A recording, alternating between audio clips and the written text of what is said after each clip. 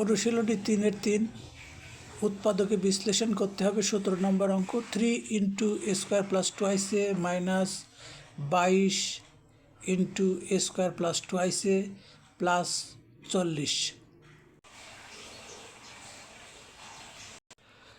আচ্ছা, এই ধরনের অঙ্কগুলি সুবিধার জন্য, অর্থাৎ সমাধানের সুবিধার জন্য আমরা একটু ধরে নেব। যেখানে আমরা দেখতে পাচ্ছি এ স্কোয়ার প্লাস টোয়াইস এ, এইটা সমান এক্স ধরব। ধরার পরে যে রাশিটা আমরা পাই সেটা লিখব। তাহলে ধরে নেওয়ার পরে আমরা যে রাশিটা পেলাম, 3-র সঙ্গে এ স্কোয়ার প্লাস টোয়াইস এ ছিল, তার পরিবর্তে এক্স ধরেছি, তার উপরে স্কোয়ার আছে, সুতরাং 3x স্কোয়ার, পরবর্তীতে 22x এবং শেষে 40 যেমন ছিল ঠিক তেমনই আছে।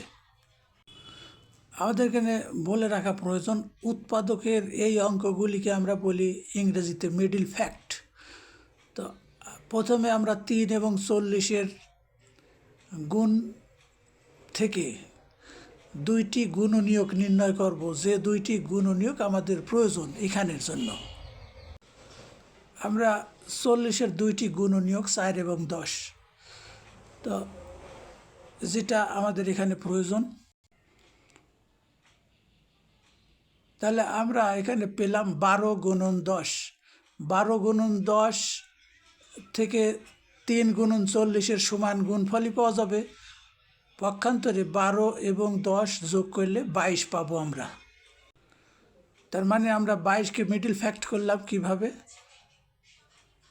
12x minus 10x minus 12x minus 10x, অর্থাৎ পুরো অঙ্কটা আমরা 3x square minus 12x minus 10x plus 40। তাহলে আমরা এখানে পরীক্ষা করে নেব যে আমাদের ভাঙাটা ঠিক হয়েছে কিনা, অর্থাৎ মিডল ফ্যাক্টর ঠিক হয়েছে কিনা। তো আমরা প্রথম রাশি 3 এবং 40 গুণ করলে যে গুণফল পাবো, মাঝখানের দুইটা যে ভাঙেছি সেই ভাঙা দুইটির গুণফলও তাই হতে হবে। আবার ভাঙা দুইটির একত্রিত করলে, যোগ বিয়োগ করার পরে যাতে আমরা 22x ফিরে পাই। তাহলে আমরা হিসাব করে দেখতেছি ঠিক আছে, সুতরাং আমাদের মিডল ফ্যাক্টর ঠিক আছে।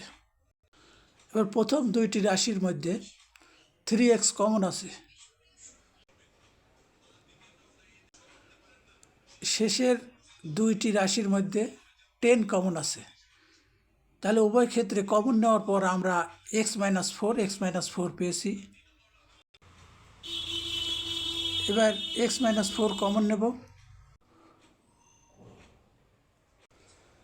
আমরা এ পর্যায়ে পেলাম x minus 4 into 3x minus 10। তো এটা উত্তর হবে না, কারণ হলো আমরা তো ধরে নিছি x তো অঙ্কে ছিল না, সুতরাং x এর পরিবর্তে যেটা ধরে নিয়েছিলাম সেটাকে আবার পুনর্বহাল করতে হবে।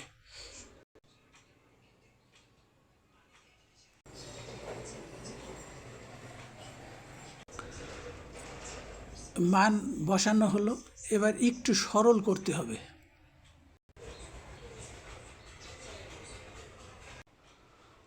আমরা উত্তরটা পেয়ে গেছি।